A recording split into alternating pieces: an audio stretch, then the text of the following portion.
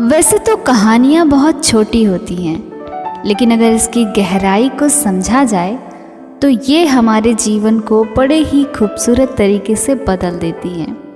चलिए आज की हमारी कहानी शुरू करते हैं। एक दार्शनिक अपने शिष्य के साथ कहीं जा रहे थे। चलते चलते वे दोनों एक खेत के पास जाकर रुक गए। दोनों को बहुत प्यास लगी थी, तो एक खेत के बीचों बीच बने छोटी सी झोपड़ी के पास पहुंचे। पास जाकर आवाज दिया। खेत काफी अच्छी और उपजाऊ लग रही थी, लेकिन खेत की हालत देखकर ऐसा लग रहा था कि खेत का मालिक उस पर जरा भी ध्यान नहीं देता होगा। घर के अंदर से एक आदमी बाहर आया और उसके साथ उसकी पत्नी और 2 बच्चे भी। सभी फटे पुराने कपड़ों में थे। दार्शनिक बोले, क्या हमें पानी मिल सकता है? बहुत प्यास लगी है। आदमी ने उन्हें पानी पिलाया। पानी पीने के बाद दार्शनिक बोले, मैं देख रहा हूँ कि आपका खेत इतना बड़ा है, लेकिन इसमें कोई फसल नहीं बोई गई है। आखिर आप सभी का गुजारा कैसे चलता है? वो आदमी बोला, हमारे पास एक भैंस है जो काफ़ी दूध देती है।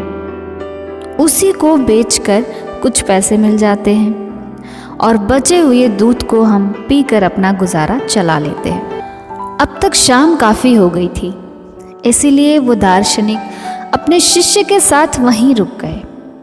आधी रात को दार्शनिक ने अपने शिष्य को उठाया और बोले, चलो हमें अभी ही यहाँ से चलना होगा, और चलने से पहले हम उस आदमी की भैंस को खोल के भगा देंगे।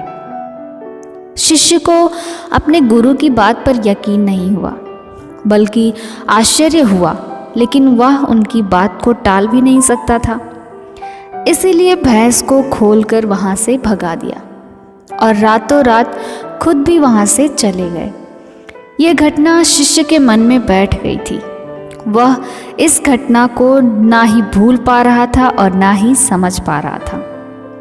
इसीलिए 10 साल बाद जब वह शिष्य एक सफल आदमी बन गया, तो उसने सोचा कि जो 10 साल पहले गलती हुई थी उसे सुधारा जाए, उस व्यक्ति की आर्थिक मदद की जाए। यही सोचकर वह अपनी कार से उस व्यक्ति के खेत के पास पहुंचा। वहां पहुंचकर उसने देखा कि अब उस उजड़े हुए खेत को फल के बगीचे के रूप में परिवर्तित कर दिया गया था। शिष्य को लगा कि वह आदमी भैंस के मरने के बाद सब कुछ बेचकर वहां से चला गया होगा, इसीलिए वह शिष्य वापस लौटने लगा। तभी उसने उस आदमी को देखा। शिष्य बोला, शायद आपने मुझे पहचाना नहीं, सालों पहले मैं आपसे मिला था। आदमी बोला, हाँ, कैसे भूल सकता हूँ मैं उस दिन को। आप लोग तो बिना बताए ही चले गए थे, और उसी रात मेरी भैंस भी न जाने कहाँ गायब हो गई थी। उसके बाद उस दिन तो कुछ भी समझ नहीं आया कि अब क्या करें, पर जीने के लिए कुछ तो करना था। तो लकड़ियाँ काटकर बेचने लगा। उससे कुछ पैसे मिले तो खेतों में बुआई कर दी और फसल अच्छी हो गई। उसे बेचकर जो पैसा आया उससे फलों का बगीचा लगा दिया, और यह फलों का काम बहुत अच्छा चल पड़ा। और इस समय मैं आसपास के हजारों गांव में फल का सबसे बड़ा व्यापारी हूँ। सचमुच अगर उस रात भैंस गायब ना हुई होती तो आज मैं इतना बड़ा व्यापारी नहीं बन पाता। शिष्य बोला, लेकिन यह काम आप पहले भी तो कर सकते थे। आदमी बोला, हाँ कर सकता था, लेकिन तब जिंदगी उतनी बिना मेहनत किए ही चल रही थी। कभी ऐसा लगा ही नहीं कि मेरे अंदर इतना कुछ करने की क्षमता है, तो कोशिश ही नहीं की। लेकिन जब भैंस गायब हो गई तो मजबूर होकर हाथ पांव मारने पड़े, और आज इस मुकाम तक पहुंच गया। दोस्तों, कहीं आपकी लाइफ में भी ऐसी भैंस तो नहीं है जो आपको अपनी ज़िंदगी बेहतर बनाने से रोक रही है? उस भैंस ने आपको कहीं बांध कर तो नहीं रखा है?